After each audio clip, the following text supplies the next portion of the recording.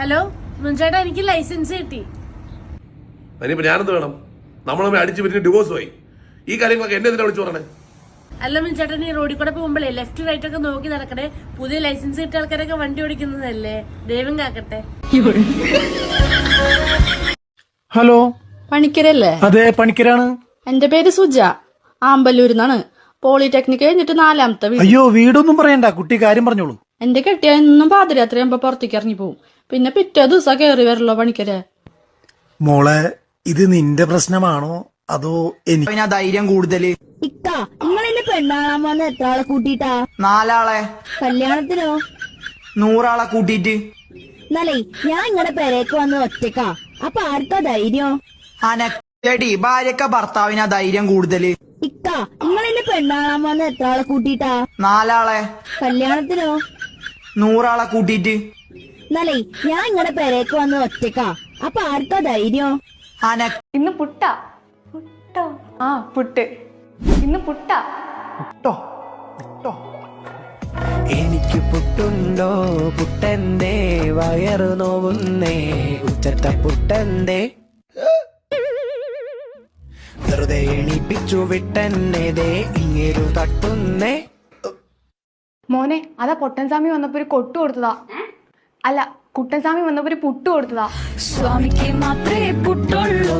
പുട്ടൻ്റെടാ put in സ്വാമി, ആ പൊട്ടൻ സ്വാമി, പുട്ടൻ്റെടാ put in സ്വാമി. പുട്ട് ഞാനങ്ങ് തിന്നട മോനെ, വിശന്നപ്പ തിന്നട മോനെ. പുട്ട് ഞാനങ്ങ് തിന്നട മോനെ, പാഴ്സല് വാങ്ങിത്തരാം. പുട്ടാണോ ഇത് കല്ലാണോ? തേങ്ങ പോലുമില്ല പുട്ടിന്. പുട്ടാണോ ഇത് കല്ലാണോ? തേങ്ങ പോലുമില്ല. ഒരു പെണ്ണിന്റെ പേര് പറഞ്ഞേ. രേഷ്മയസ്. എന്തോന്ന്? പെണ്ണിന്റെ പേര് രേഷ്മയസ്. രേഷ്മ എസ്. ആരാണ് രേഷ്മ? ഒരു പെണ്ണ്. ഒരു പെണ്ണിന്റെ പേര് പറയുമ്പോഴത്തേക്ക് നിങ്ങളുടെ മുന്നിൽ ഒരു പെണ്ണിരിപ്പുണ്ടല്ലോ, എന്റെ പേര് പറയാൻ പാടില്ലേ? നിന്റെ പേര് പറയാനല്ലേ പറഞ്ഞത്, ഈ പെണ്ണിന്റെ പേര് പറയാനല്ലേ പറഞ്ഞത്.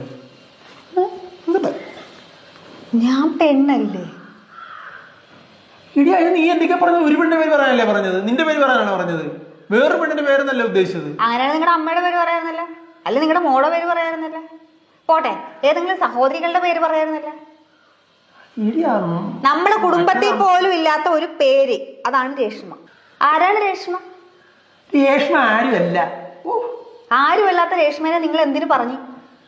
ഇടി, ഒരു പെണ്ണിന്റെ പേര് പറയാൻ പറഞ്ഞപ്പോഴേക്ക് എന്റെ വായി വന്നൊരു പേര് രേഷ്മ എന്നായിരുന്നു. അങ്ങനെ ഒരാളില്ലടി. അങ്ങനെ ഒരാളില്ലെങ്കിൽ പിന്നെ എങ്ങനെ നിങ്ങളുടെ വായിൽ ആ പേര് വന്ന്? 10ാം ക്ലാസ്സിൽ ഉണ്ടായിരുന്നതാണ്. അപ്പൊ നിങ്ങളുടെ ഫോണൊന്ന്. അദ്ദേഹത്തിന്റെ കൂട്ടുകാരെല്ലാം കൂടെ പെട്ടെന്ന് കയറി വന്നു. ചോദിച്ചതോ ക്യാരറ്റ് ഹൽവ. നന്നായി, ഹോക്കിൻസ് കോൺട്യൂഡ ഉണ്ടല്ലോ. ഇതിൽ ഭക്ഷണം ഇളക്കാൻ എത്ര എളുപ്പം. ഹൽവ തയ്യാർ അരമണിക്കൂറിൽ.